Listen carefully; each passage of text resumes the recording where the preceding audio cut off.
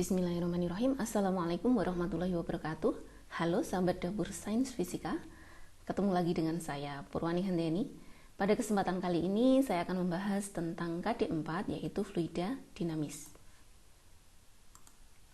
Fluida dinamis merupakan fluida yang bergerak atau mengalir.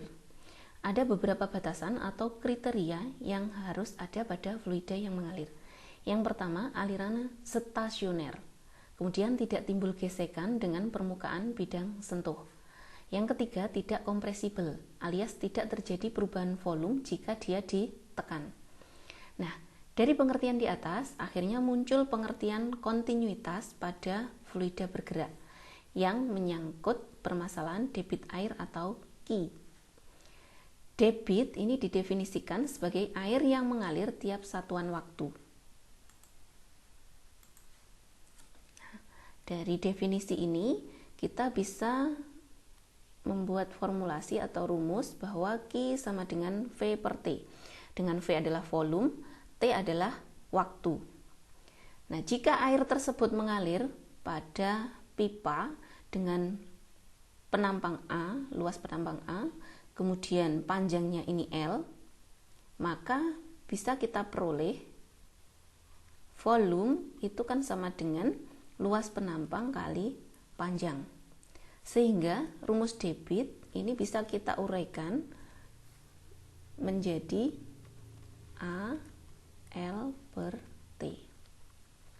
Nah, kita tahu panjang per waktu itu sama dengan kecepatan. Sehingga kita memperoleh rumus debit yang baru, yaitu Q sama dengan A kali V. Dengan A ini adalah luas penampang, kemudian V adalah kecepatan. Selanjutnya, ada bahasan kontinuitas fluida. Ya. Jadi karena fluida tadi ideal, memiliki 3 kriteria yang tadi, maka fluida yang mengalir pada suatu pipa terdapat hukum kontinuitas. Apakah itu? Nah, kita uraikan seperti ini. Jika fluidanya mengalir pada pipa seperti ini dengan memiliki perbedaan luas penampang, ya. Pada penampang 1, ini yang bagian besar, ini alasnya ya, merupakan acuannya. Kemudian yang ini adalah penampang 1 atau penampang besar. Pada penampang 1 ini fluida memiliki kecepatan V1. Nah, dalam selang waktu tertentu, misalkan delta T ya, dia menempuh jarak X1. Kemudian pada penampang yang besar, saya misalkan ini penampangnya A2, kemudian kecepatan alirannya ini V2, maka dalam selang waktu yang sama tadi dengan yang di X1, maka jarak yang ditempuh adalah X2. Nah, dari sini kembali lagi pada 3 kriteria tadi, maka maka massa fluida yang mengalir pada penampang 1 dan 2 dalam selang waktu yang sama tadi, dia memiliki massa yang sama. Jadi dalam selang waktu sama, massa fluida yang mengalir di A1 dan A2 adalah sama. Sehingga bisa kita tuliskan M1 sama dengan M2. Nah, kita tahu bahwa M itu sama dengan rho kali V ya. Sehingga ini bisa kita tuliskan ulang menjadi rho 1 V1 sama dengan rho 2 V2. Kemudian ada catatan lagi dari yang tadi ya, debit Debit itu bisa kita tuliskan volume per T. Sehingga kalau kita punya volume itu bisa kita jadikan Q kali T. Nah, sehingga yang sini bisa kita peroleh rumusnya menjadi rho 1 Q T.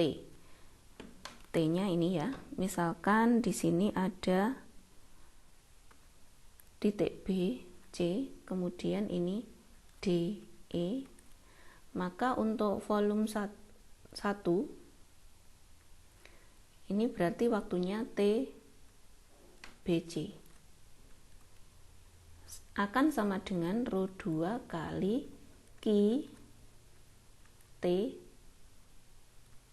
DE, waktu dari D ke E. Nah, karena waktunya sama, maka ini bisa kita coret. Nah, TBC sama dengan TDE. Nah, selanjutnya, karena fluida yang mengalir pada penambang 1 ini sama dengan fluida yang mengalir pada penambang 2, maka rho 1 juga sama dengan rho 2. Ini bisa kita coret. Sehingga dari sini akan ada persamaan baru, yaitu Q-nya. Ini maaf 1, ini 2 ya. Sehingga Q1, debit 1 akan sama dengan debit 2. Nah, ingat rumus debit tadi bisa kita ganti dengan A kali V. Ini A kali V. 1, 1, 2, 2.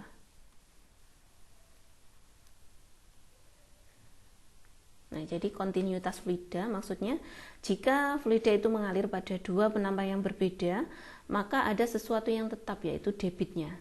Debit fluida yang mengalir di situ adalah tetap, yaitu A1V1 sama dengan A2V2. Ini bisa kita contohkan pada saat kita menyiram tanaman dengan selang ya, air selang. Misalkan pada saat selangnya seperti ini, kita siramkan, kita pegang gitu aja, tidak kita pencet ujungnya seperti ini, maka airnya mengalir pelan ya, seperti ini. Kemudian ketika ujung selangnya kita pencet, kita buat penambangnya lebih kecil, maka airnya mancarnya lebih jauh atau kecepatannya lebih tinggi. X1, X2. Jadi ini berarti ketika A-nya besar, maka V-nya kecil. Ketika A-nya kecil, seperti pada saat permukaan selang kita pencet, ujung selang kita pencet, maka kecepatannya besar.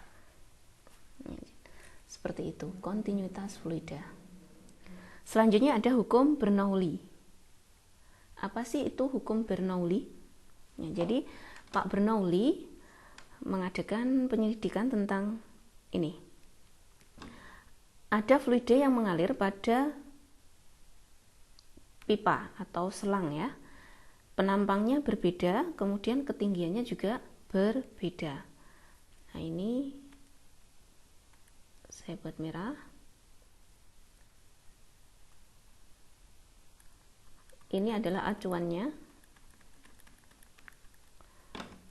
Kemudian di sini bekerja gaya F1. Di sini luas penambangnya A1. Kemudian pada selang waktu T, dia menempuh jarak BC atau jaraknya di sini X1 sama dengan X BC. Kemudian dari acuan ke tengah ini ada ketinggian H1. Kecepatan alirannya di penambang pertama adalah V1. Nah, kemudian fluida mengalir ini di penambang yang lebih kecil yang punya ketinggian. Ini ketinggiannya dari titik acuan adalah H2. Luas penambangnya A2, kemudian titiknya saya ambil contoh ini D ke E. Nah, luas penambangnya A2, kemudian kecepatannya adalah V2.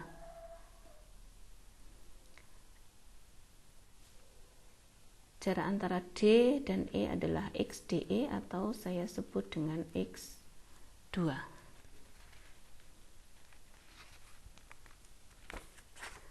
Nah, dari sini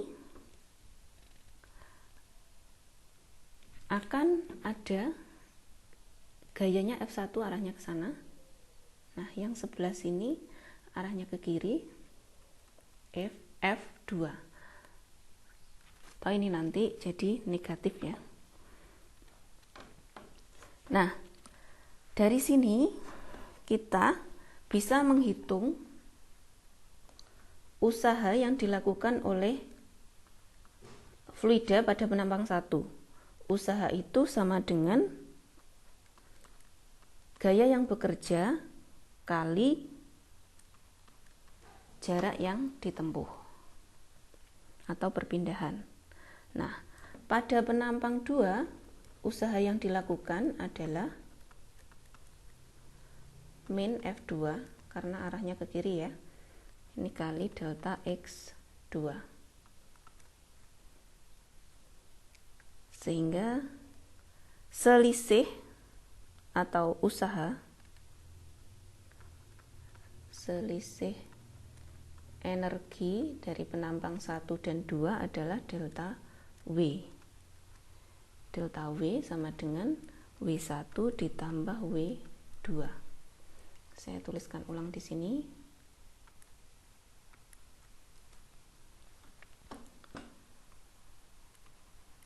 Delta W jadinya kita masukkan dari persamaan yang ini tadi, F1 delta X1 dikurangi F2 delta X2. Karena kita punya persamaan F sama dengan P kali A, maka dari sini kita bisa menggantikan jadi P1A1 kali delta X1 min P2A2 kali delta X2. Nah, kita ingat bahwa A kali delta X, luas kali jarak itu sama dengan volume. Jadi yang ini bisa kita ganti dengan V. P1 V1 min P2 V2. Kalau saya menuliskan V besar nggak ada keluntiknya, itu berarti volume ya. Kalau yang ada keluntiknya seperti ini berarti V kecil atau kecepatan.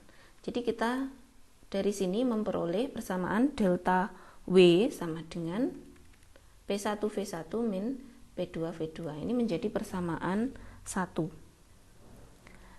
Nah, untuk gerakan partikel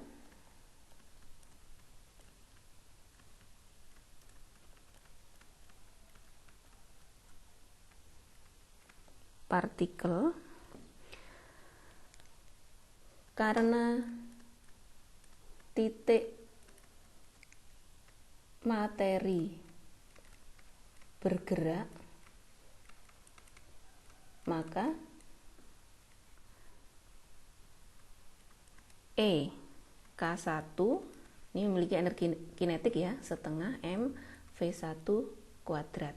Kemudian EP1 karena dia punya ketinggian, maka ini akan memiliki energi potensial M1GH1.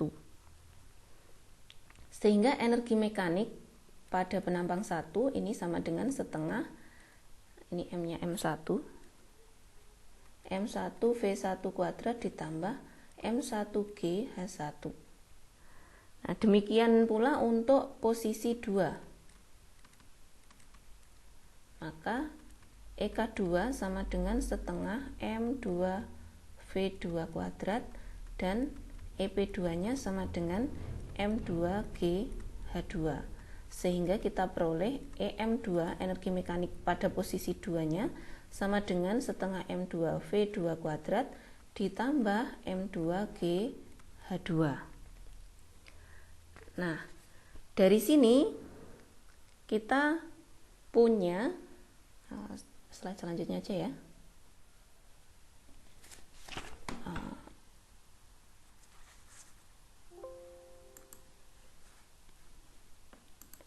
Kita tambahkan slide, enggak cukup ternyata. Nah, kita punya persamaan baru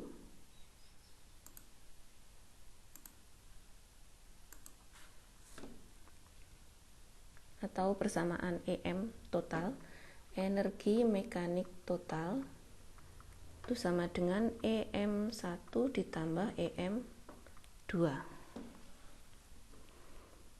Nah, selanjutnya karena usaha merupakan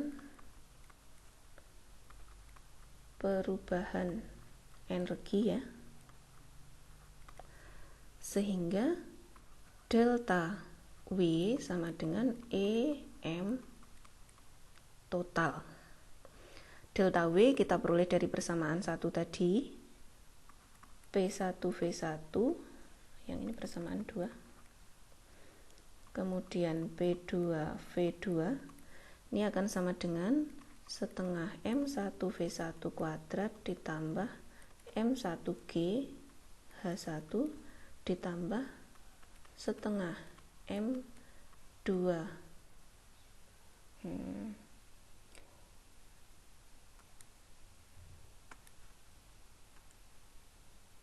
bentar, salah. Nah, M2V2 kuadrat ditambah M2G H2. Nah, kalau sudah,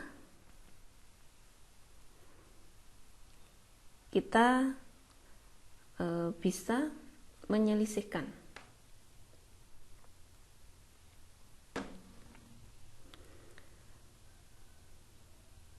Jadi selisihnya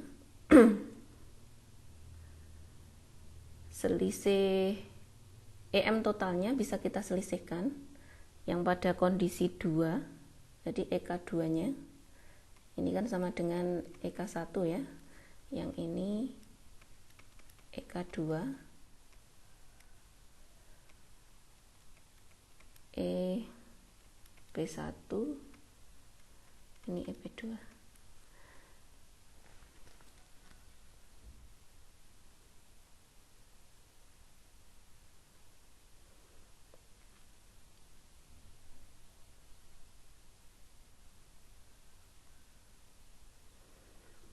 Sehingga dari sini kita peroleh selisihnya setengah M2V2 kuadrat dikurangi dengan setengah M1V1 kuadrat.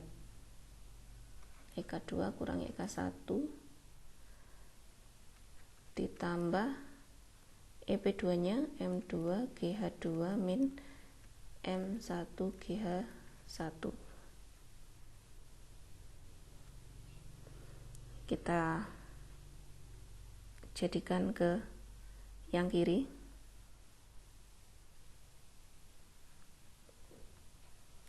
P1 V1 plus setengah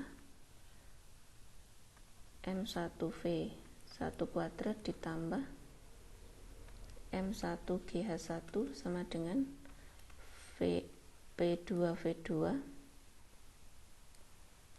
plus setengah M2V2 kuadrat ditambah M2GH2. Nah, karena fluida ideal itu M1 sama dengan M2, maka M sama dengan rho V ya. V-nya bisa kita ganti volume ya, diganti dengan M1 rho 1. Nah, yang ini jadinya P1 M1 rho 1 ditambah setengah M1V1 kuadrat M1GH1 sama dengan P2 M1 rho 2, sorry ini 2 ya, ditambah setengah M2 V2 kuadrat ditambah M2 GH2. Karena semua punya M dan M1 M2 sama, maka boleh kita coret.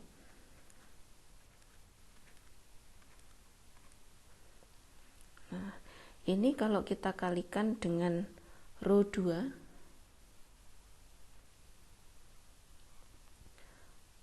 kali dengan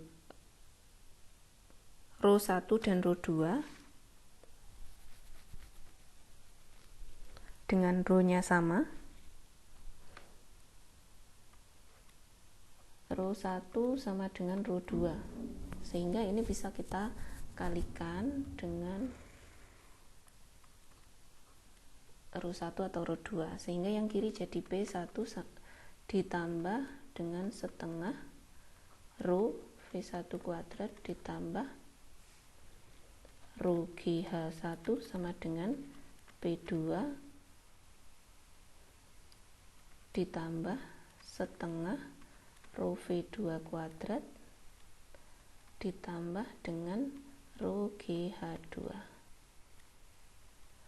Nah, kalau kita lihat persamaan ini, ternyata ada suatu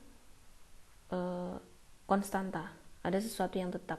Jadi P1 ditambah setengah rho V1 kuadrat ditambah rho GH1 ini akan sama dengan P2 ditambah setengah rho V2 kuadrat ditambah rho GH2, atau bisa kita tuliskan rho P1 P ditambah setengah rho V kuadrat ditambah rho GH ini sama dengan konstan. Kalau ada 3 penampang atau 4 penampang dengan ketinggian berbeda, maka semuanya akan memenuhi persamaan Bernoulli. Ini persamaan Bernoulli.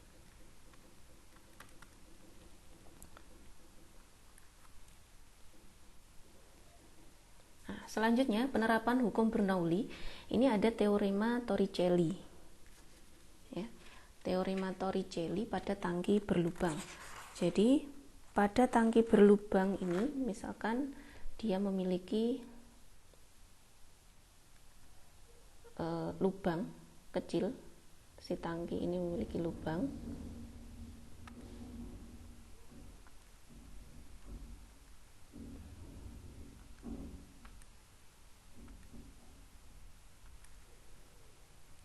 dia akan mengalirkan air dengan kecepatan V. Nah, karena lubangnya sangat kecil, lubangnya memiliki kedalaman H. Nah, kedalaman dasarnya ini adalah H1, sedangkan ketinggiannya lubang adalah H2.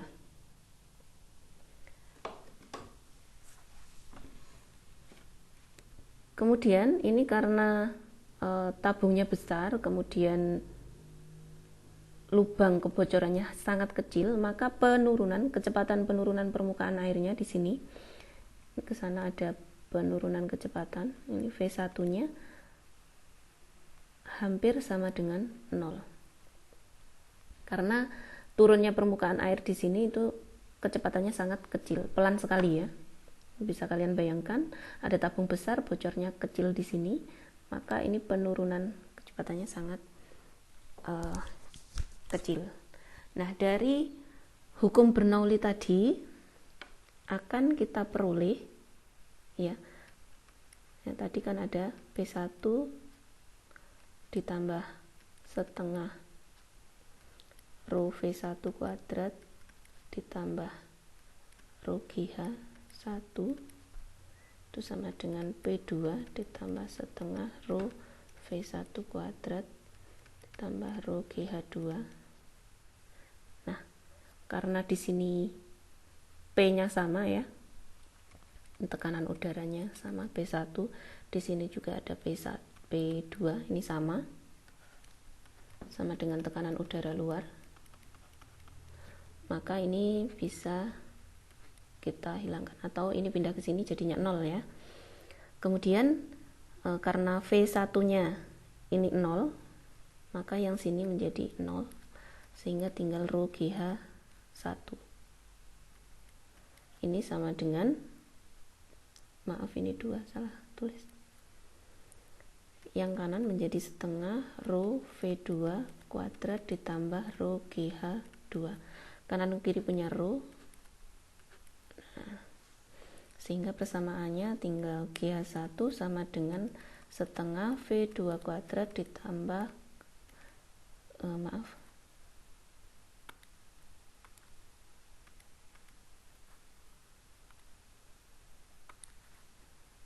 GH2.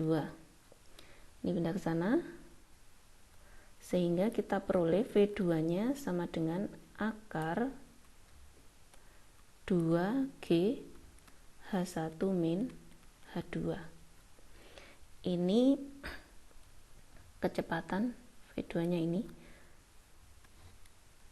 kecepatan aliran air pada kebocoran, pada lubang bocor. Nah, seberapa dia jauhnya memancar, ini maka ini adalah X,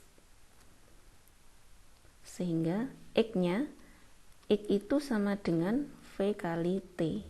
Nah, untuk waktu T nya dia jatuh dari sini ke sini, atau dari misalkan A ini, A ke B atau A ke C, ini sama, TAB sama dengan TAC, atau gerak parabola ya. Sehingga kalau V nya gerak jatuh bebas ya, V nya 0, maka H2 itu sama dengan setengah G T kuadrat, sehingga T nya bisa kita cari dengan 2H2 per G. Nah, sehingga X nya ini kembali lagi ke persamaan ini, jadi kita punya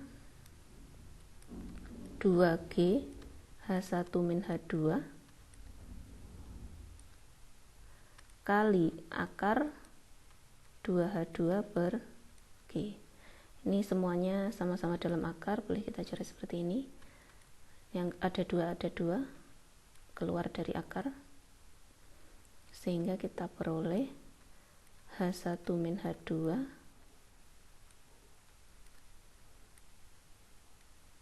kali H2, atau bisa kita tulis ulang, X nya sama dengan 2, H1 min H2 nya tadi sama dengan H, ini kedalaman, H kali H2.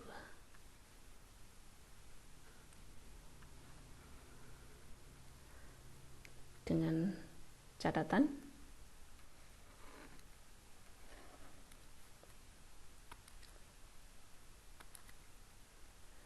V2 adalah kecepatan aliran pada lubang bocor, kemudian X adalah jarak mendatar, H adalah kedalaman.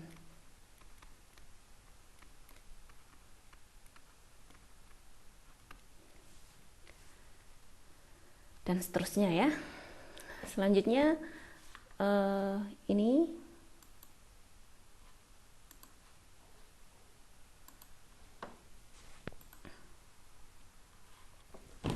penerapan yang kedua adalah tabung Venturi, atau kita sebut venturimeter. Ini merupakan alat yang digunakan untuk mengukur laju aliran fluida dalam pipa. Gambar penampangnya seperti ini. Yang pertama tanpa manometer. Jadi ada 2 penampang ya. Di sini ada lubang, kemudian ini penampang kecil juga ada lubangnya. Nah, karena melewati 2 penampang yang berbeda, maka kecepatan alirannya itu juga akan berbeda. Karena kecepatan alirannya berbeda, maka dia menekannya ke atas, menekan cairan ke atas itu juga akan mengalami perbedaan ketinggian, atau perbedaannya sebesar H. Nah, untuk mencari kecepatan V1 bisa kita gunakan rumus ini, kemudian V2-nya ini ya. Di mana V1 adalah laju aliran fluida pada penampang pertama, A1-nya adalah luas penampangnya, kemudian P1 adalah tekanan pada penampang 1. Demikian pula yang penampang 2, A, ada V2, kemudian P2. Dengan H adalah selisih ketinggian dari penampang 1 dan 2. Selanjutnya ada venturimeter yang dengan manometer. Ini manometernya ada raksanya di sini. Nah, di sini fluidanya dialirkan, kemudian karena dia punya kecepatan, dia punya tekanan ya. Jadi yang di sini dia menekan ke arah sana. Ini ada perbedaan luas penampang, jadi ada perbedaan kecepatan, akhirnya ada perbedaan tekanan. Ini menyebabkan perbedaan ketinggian di kaki 1 dan 2. Nah, untuk mencari kecepatan di V1, kecepatan di luas penampang 1, maka bisa kita gunakan rumus ini. Dengan rho aksennya adalah massa jenis raksa atau cairan yang digunakan untuk manometernya ya. Sedangkan rho-nya adalah massa jenis fluida yang mengalir. Selanjutnya ada tabung pitot. Jadi alat ini digunakan untuk mengukur kelajuan gas dalam pipa. Jadi yang mengalir di sini adalah gas. Misalkan untuk mengukur kelajuan angin ya, anginnya dimasukkan sini. Nah, karena di sini ada dua penampang kecil dan besar. Kebalik. Penampang besar dan kecil, maka ini nanti akan mempengaruhi tekanan. Nah, di sini ada raksanya. Nah, perbedaan tekanan ini akan menghasilkan perbedaan ketinggian raksa di penampang 1 dan 2. Nah, untuk rumusnya mencari kecepatan di penampang 1, maka bisa kita gunakan rumus akar 2 rho GH per rho aksen. Dengan rho-nya adalah massa jenis cairan, kemudian rho aksennya adalah massa jenis gas yang mengalir. Selanjutnya ada penyemprot parfum. Modelnya seperti ini. Ya. Jadi ketika cara kerjanya, ketika kita menekan semprotan di sini, maka akan di bagian atas ini kecepatan udaranya tinggi. Kalau kecepatan udara tinggi, maka tekanan udaranya rendah. Oleh karena itu, yang parfum yang ada di sini ya, kecepatannya yang di pipa sini itu kecepatannya rendah. Kalau kecepatan rendah maka tekanannya tinggi. Nah, padahal yang di atas tadi kan sebaliknya, sehingga parfumnya naik dari yang tekanan tinggi ke tekanan rendah. Nah, hasilnya di sini dia akan disemburkan atau disemprotkan. Selanjutnya ada gaya angkat pesawat. Kenapa pesawatnya kok bisa naik ke atas? Nah, yang jelas untuk mengangkat pesawat itu harus ada mesinnya. Mesin ini untuk kecepatan awal, dia melaju ke depan, dia pakai mesin. Tetapi untuk mengangkatnya sendiri dibuat sayapnya ini modelnya seperti ini, penampangnya dari samping, sayapnya dibuat seperti ini. Ini bukan hanya sekedar membuat, tapi ada maksudnya ya. Ini jika ada aliran udara dari depan, ya, jadi mesinnya tadi digunakan untuk maju ya, kemudian bergerak maju. Nah, bergerak maju dia akan menabrak udara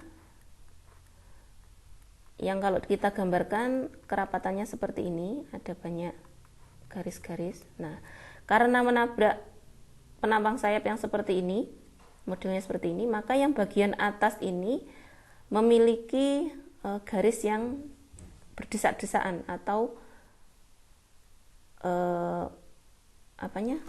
yang di atas ini V-nya lebih besar daripada yang di bawah.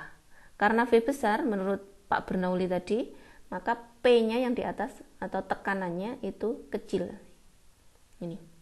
Nah, yang di bawah laju udaranya ini kecil, maka tekanannya besar sehingga pesawat terangkat ke atas.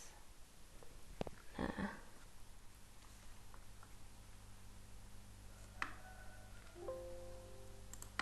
ada animasinya ya. Seperti ini, saya ambilkan dari YouTube. Tidak bisa bergerak. Dan elevator bersama-sama untuk menghasilkan lepas. Nah, ini Pilot mengaktifkan flap. dia maju dulu karena ada mesin ya. Ini maju dulu. Kemudian lama-lama dengan mengatur sayapnya ini, maka dia terangkat ke atas. Elevator tiba-tiba meningkat karena ini dan pesawat lepas landas. Terangkat ke atas. Biasanya sudut serang dipertahankan Namanya sebesar gaya 15 angkat derajat pesawat. untuk lepas landas. Dalam diskusi ini kita membicarakan tentang dorongan mesin. Anda mungkin berpikir bisa melakukannya hanya dengan mengatur Perubahan arah nanti mengatur bagian belakang ini. gaya horizontal.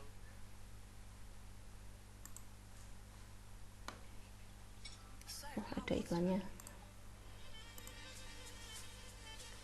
Oke, selanjutnya naiknya air ke lantai atas. Ini juga merupakan penerapan hukum Bernoulli.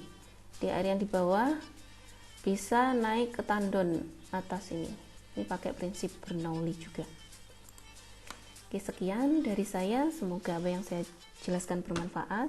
Terima kasih atas perhatiannya. Assalamualaikum warahmatullahi wabarakatuh.